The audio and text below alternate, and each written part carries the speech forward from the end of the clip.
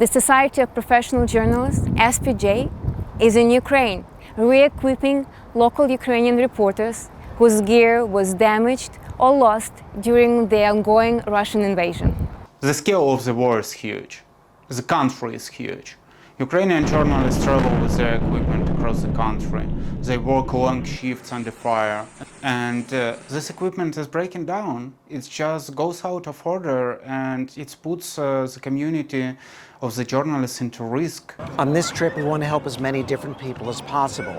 That's why we brought things like SD cards, high-capacity SSD drives, so that journalists can back up all their work, even if there's a power outage, and still edit while remaining on the go. Дякую вам за роботу. Дякую, SPJ, дякую. Thank you, SPJ, for radio system. It is very important for my job.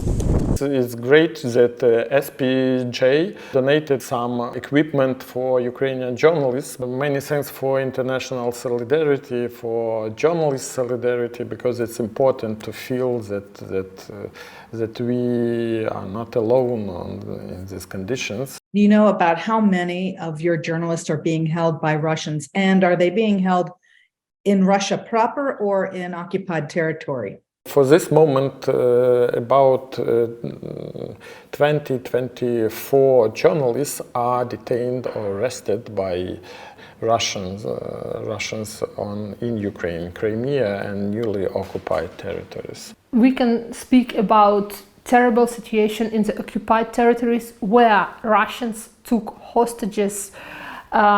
If they cannot take a journalist, they took his or her parents. We interviewed the parents of Dmytro Heluk, who's still in Russian prison after nearly a year.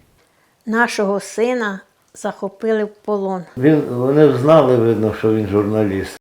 Замотали скотчем голову, наділи на ці стяжки на руки. Нам доводиться звертатися до журналістів Америки, бо наші рідні брати тримають твоє дитя в полоні. We see that Russians specifically target journalists in this war.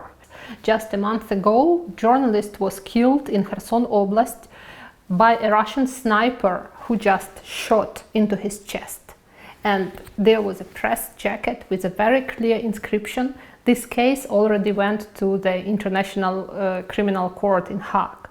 8 days ago in the Donetsk region we were covering the counter-offensive, and me and 3 other journalists, two of them from the New York Times, we were on our way out from that village when the shelling started. We were clearly marked as press. We were walking down the road, and then we got shelled by Russians. I need a camera, a good proper camera, because of the places that I go and the places that I've been. It's important. If I risk my life, I need to know that I'm doing it for a good story.